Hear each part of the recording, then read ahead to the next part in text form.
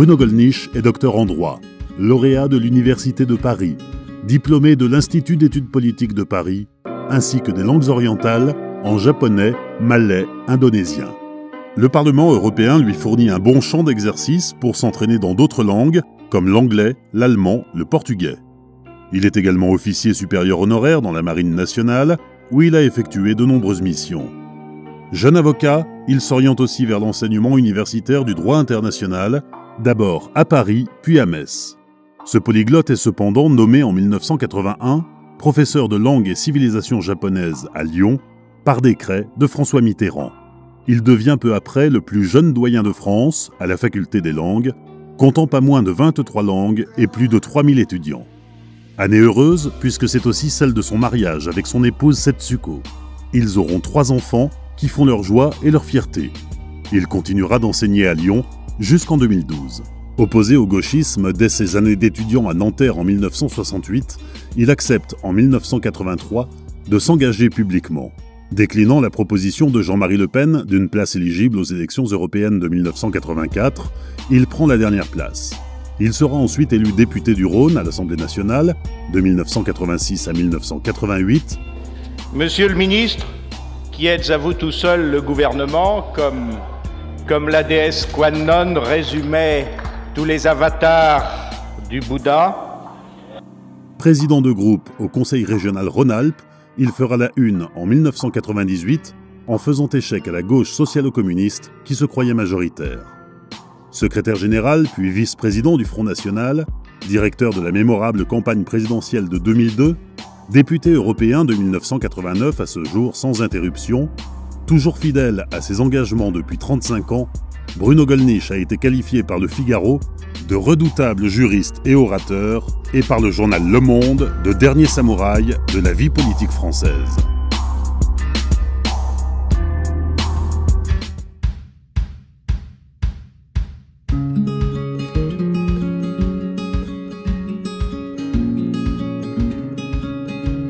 Moi, je crois qu'il y a un peuple français. Moi, je crois que la France, elle a existé, Monsieur Mélenchon, 13 siècles avant la République. Qu'elle est une synthèse... Ce n'est pas vrai. C'est votre point de vue. Mais non, c'est pas un point de vue, c'est un fait historique. D'accord. Je vais vous dire ce que je pense. J'ai étudié beaucoup de langues et beaucoup de civilisations, d'autres civilisations que j'aime et que je respecte. Mais j'aime aussi beaucoup la mienne, qui est la synthèse admirable d'une composante celtique, latine, germanique, qui s'est répandue sur les mers, qui a créé une des civilisations les plus brillantes que la Terre ait portées, qui s'exprime dans une langue d'une clarté et d'une beauté admirable, qui a laissé non seulement, qui a porté un degré d'excellence extraordinaire, les œuvres de la matière et de l'esprit, mais aussi avec une profusion dont témoigne le moindre de nos villages, de nos terroirs et de nos clochers. C'est cette France charnelle, que j'aime. Vous et Payon, vous êtes des idéologues, vous ne la définissez que par des références politiques. Moi, j'aime la France comme on aime une mère. Oui, mes chers collègues, mais le problème, c'est que tous les pays résistent.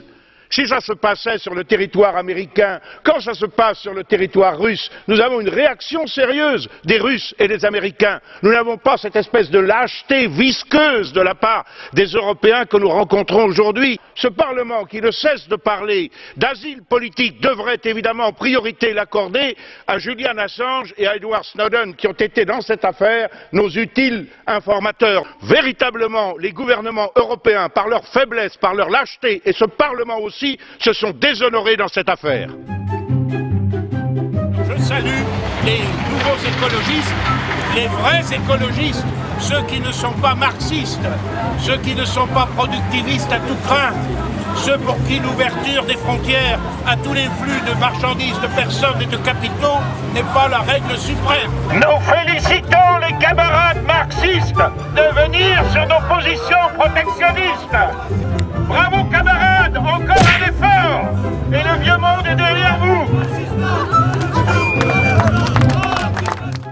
Moi, personnellement, je suis favorable au fait que l'on insiste davantage, non pas sur un retour au libéralisme, c'est pas le libéralisme sur le plan international, c'est la libération de notre économie, de nos entreprises, petites ou grandes, par rapport au carcan excessif de la réglementation, des charges, de la fiscalité qui pèse sur elle. Jean-Marie Le Pen avance en tête du cortège. La star de cette visite, c'est lui, le dirigeant européen d'extrême droite le plus connu au Japon. À ses côtés, Bruno Gollnisch, vice-président du Front National. Le cortège progresse dans l'enceinte du sanctuaire de Yasukuni. C'est ici qu'est honorée la mémoire des Japonais morts pour la patrie. Au total, les représentants des partis d'extrême droite de 8 pays européens, dont l'Autriche et l'Espagne, sont venus se recueillir. Rien ne manque au texte scandaleux voté presque sans débat suite au rapport Lunacek. Sous couvert de non-discrimination, les articles 1, 2 et 3 érigent en nouvelle valeur de l'Europe l'homosexualité masculine, le lesbianisme, le bisexualisme, la transsexualité, etc. Imposition du mariage homosexuel à tous les États membres. Criminalisation de toute critique rebaptisée discours de haine. Ce texte, présenté conjointement par la gauche et par les démocrates chrétiens, est révélateur de leur contribution active à la décadence de l'Europe. Nous défendons la liberté d'expression et c'est très bien.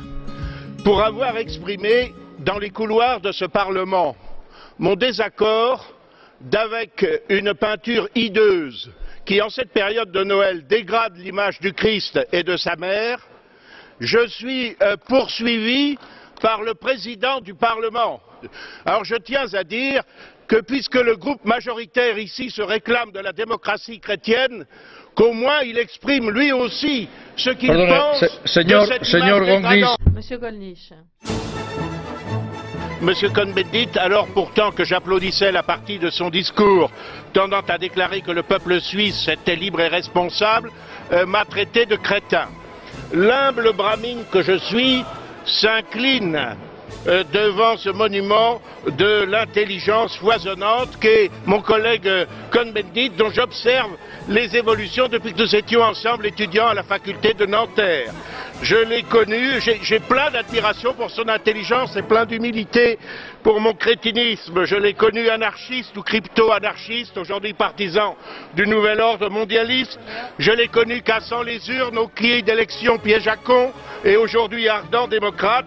J'ai vu ses amis marxistes critiquer la traite des travailleurs, la dictature des marchés, la libre circulation des capitaux. Je vois qu'il y est aujourd'hui converti. Mon intelligence n'est pas suffisante pour me hausser à cette immense variété que nous présente le collègue Cohn-Bendit. Merci.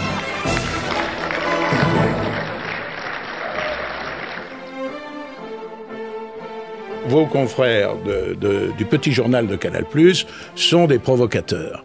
Ils se promènent avec un micro directionnel, micro spécial pour capter les chuchotements, afin de capter des conversations privées. Alors nous avons supporté ça, j'ai supporté ça pendant un quart d'heure, une demi-heure, 20 minutes. Vos micros ne me dérangent absolument pas. En revanche, quand il s'agit des micros des espions, je les casse. Vous avez des choses à dire à votre parti? Tiens bon, Nadine. C'est Bruno Gollnisch qui vient de vous dire ça. Comment vous réagissez quand c'est Bruno Gollnisch qui vous dit « Tiens bon, Nadine ». Je suis navrée.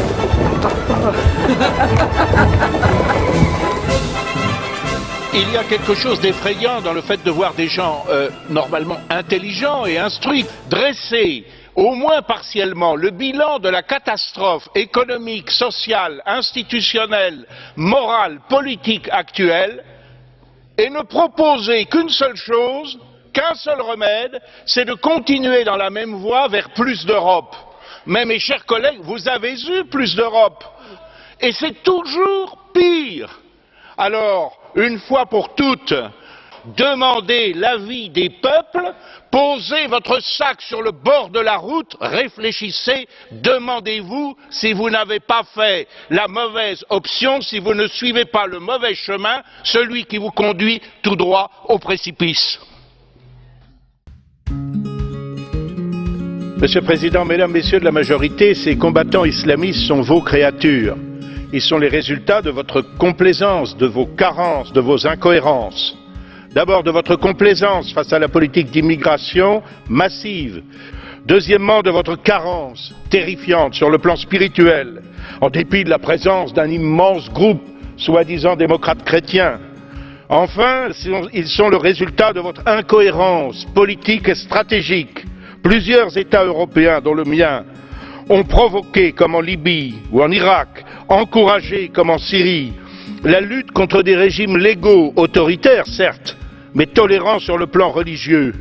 Les choses étant ce qu'elles sont, ce n'est pas tant à les empêcher de partir qu'il faut consacrer vos efforts, c'est à les empêcher de revenir. Bien sûr, on ne peut pas laisser un État d'Afrique tomber aux mains des djihadistes dont on connaît les exactions. Ce que je voudrais souligner ici, c'est l'inconséquence très grave de la majorité des partis qui sont représentés dans cet hémicycle, qui ont tous soutenu, par exemple, la cause des djihadistes en Libye. On savait très bien qu'en armant Benghazi, on armait en fait les djihadistes. Et ce sont ces armes aujourd'hui qui se retournent contre nous. Et d'ailleurs, ça ne s'est pas arrêté puisque vous vous apprêtez à refaire, semble-t-il, la même chose en Syrie. Beaucoup estiment que l'année 2016 est l'année de tous les dangers pour l'Union européenne. On parle de risque d'explosion à cause de la sortie possible de la Grande-Bretagne, mais aussi parce que les intérêts des États membres n'ont jamais été aussi divergents entre eux. Et surtout, vous y avez fait allusion, que les peuples refusent de plus en plus leur asservissement à ce super État euro-mondialiste qu'on leur construit petit à petit depuis 60 ans et qu'ils vivent de plus en plus comme un carcan. Cette Europe arrive au bout de ses contradictions. Il y a forcément un moment où il faudra choisir ou bien servir les peuples ou bien servir l'institution Union européenne qu'ils désavouent de plus en plus.